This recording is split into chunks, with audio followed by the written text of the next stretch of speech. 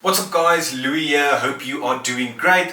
So I'm super excited to share this video with you guys today. We are going to talk about the process of finding a property, viewing the property and eventually making an offer on that property. I'm going to show you guys the steps that I take to find a deal, to schedule a viewing and communicating with the real estate agent. I'm going to share the type of questions you need to ask a real estate agent, and I'm actually going to show you guys a video of a viewing that I did today. With that said, there's one specific tip that I'm going to share with you guys at the end of the video, something that not a lot of people are aware of. This one tip will help you to determine whether a property is undervalued or are you actually paying more for the property than it's worth. With that said, this is something that anyone can do, and this is something that I use with each and every property deal that I make an offer on. Let's get started and I'll show you guys the viewing video that I did today.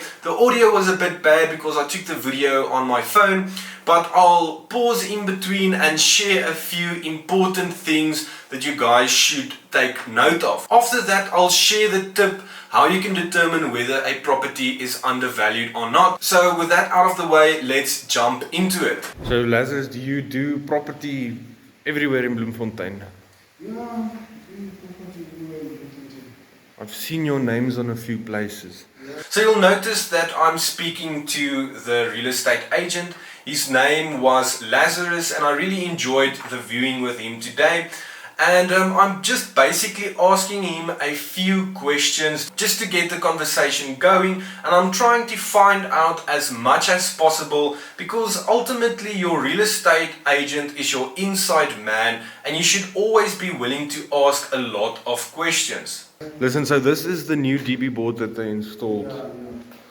Just a few cracks and stuff. Upon entering the property, I immediately noticed that there was some vandalism involved and a lot of the property's materials was stripped because the property was vacant for quite a while. Usually this happens when a property is empty. People tend to break in and steal basic stuff like copper wiring, plugs, anything that you can basically take out of the property.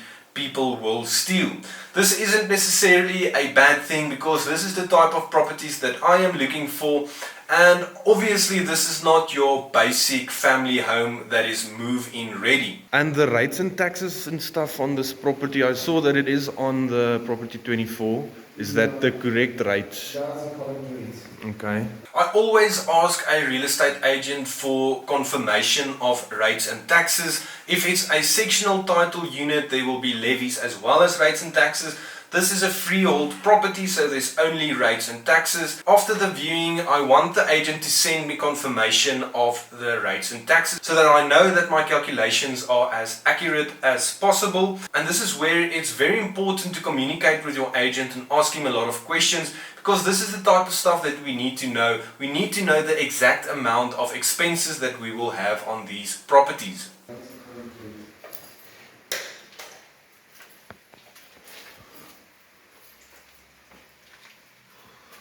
Yeah, so a lot of the stuff here was stripped. Actually, what is the best here is the location. Yeah, it's a nice family home. It's a nice location. You put this property on factory, it's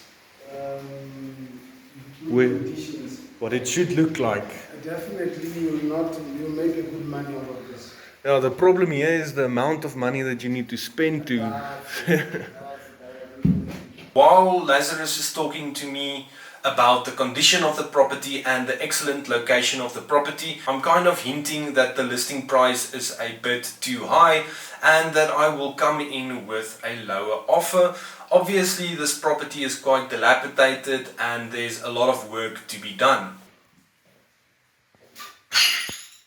Yeah, so we can see here that the property was vandalized a bit. So the bathroom is the only thing that looks okay.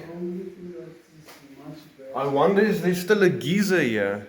There is still a Is geyser there? upstairs. Yeah. Okay. I couldn't take it. It's very deep level. I think they tried. Yeah. So, wow, you said how long has this place been vacant? It's just from last month. Because it's I so. think the very same, we suspect the very same people that were working here. Yeah, that might be. That's usually the case, eh? Yeah. Okay. So the owner, Lazarus, where does he live? He's not in Bloemfontein, right? He's in and out. He's got another home in Joburg. Okay. So he's got another house here. I think about 3 houses here in Bloemfontein as well. Okay. Yeah. So he obviously wants to get rid of this place as soon as possible. Yes. The water and the electricity, how does that work? Like I said, they were using Is it this- prepaid? Is it it's a prepaid electricity? Yeah, prepaid electricity. Okay. The water they were connecting this one of the borehole. Okay. They didn't put up the prepaid one yet. Okay, that's fine. So they still get municipal water. If they have used that one of municipality. You probably can't get an account for the water. The latest account. Do you think the owner will have an account for that? Oh, we can, but tell me, how is it going to help you? Just to know what the amount of water is, how the water account looks like, so that you know if someone might want to rent here, you know what the average price for water is. That is if you repay it and rent it out. So my idea would be to renovate it in a rental condition. Otherwise, it's going to cost you hundreds of thousands of rand, and then rent it out. Again, you will hear me talk about how much it will cost to fix up this property. Again, I'm just hinting that the listing price is a bit too much. Like I said to Lazarus, my idea would be to renovate the property, get it up to standards, register it for more than the property is worth, get a tenant to rent from me, and after a few months I'll refinance the property and withdraw all of my equity from the deal. Otherwise, if we renovate here and we keep it vacant, people are just going to break in again. But that's not a problem, that's not priority, obviously, there's other stuff. But the borehole, what you said there's something wrong with the pump, or that they just take the pump? The borehole is still working because they were irrigating the whole yard with the borehole, but the problem is only the motor that they have stolen. Oh, they stole the pump, yeah. Once the motor is connected, there's a water that is, they were using this water, washing and everything. Yeah. Yeah, but I can get that of municipality for you. Yeah, we can just check. The next step would be to go home where I am now and to analyze the deal, and I used the property evaluation sheet that I've shared with some of you guys already, and that will ultimately help me decide whether it is a good deal or not after the renovations and after the refinance, etc. And then, like I told you guys, there's one specific tip that will help me to know if I'm overpaying or underpaying for this specific property.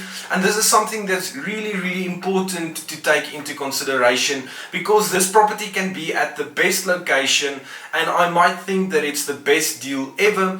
But if I am overpaying for the property, I am losing all of my margin of safety. So what I do is I use a platform called TPN. This is where I can draw a report on any property to see what the valuation is of that specific property. I'll share an example with you guys just now. So this is what the report looks like once it is downloaded.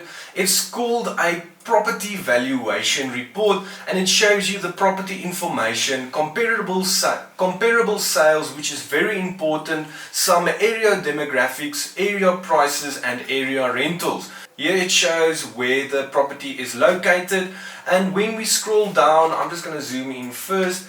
When we scroll down, it will show me the exact location of that property to confirm whether it's the right property that is advertised. It shows the property type, which is full title, and obviously the stand size, which is 917 square meters. And this is the important part where it shows the property value. So there's three values. The first one is the estimated value, the market low, and the market high. So if a property is listed for 1.5 million rand and I see that the estimated value of the property is 1.25 million, I will not make an offer close to the listing price.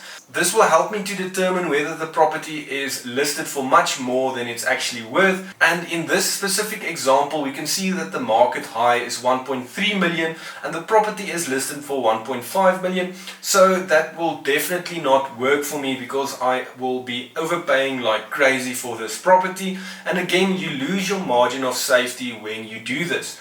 So I would usually try to make a market low offer. In other words, if the property is listed for 1.5, I will come in with an initial offer of 1.15 million, which is just an estimate for this example. Again, when we scroll down, it will actually show you the transaction history as well as the amount that that specific person or entity purchased the property for. So you can actually see how much they paid, how long they kept the property, and how much has the price gone up. Then another important thing is the comparable sales, and this is where you can see what other similar properties are selling for in that area, and this will help you to determine whether the property that you are trying to buy is overvalued or undervalued. If we have a look at properties that's also 917 square meters, we can see exactly what that property sold for in the last few years. So once I see a property that I like, I will quickly make a few calculations. Once I'm happy with that, I will schedule a viewing with that rental agent. At the day of the viewing, I will ask as many questions as possible and find out all of the information from my inside man, which is the real estate agent. Once I'm happy with that, I'll go back to my house, I'll re-evaluate the deal and do my calculations again with the accurate numbers that the agent has provided. Once I'm happy with that, I will draw a report from TPN to see what the property value is. Once I'm happy with that and I feel that I can go with a lower offer, I'll phone the agent and make an offer to purchase the property, and hopefully they accept my offer and the process of buying the property will start. So this is just a different side of the property game, and I hope that you guys liked it. If you do, please give this video a thumbs up. Let me know down in the comments if this helped you in any way, and I'm looking forward to see you guys in the next one.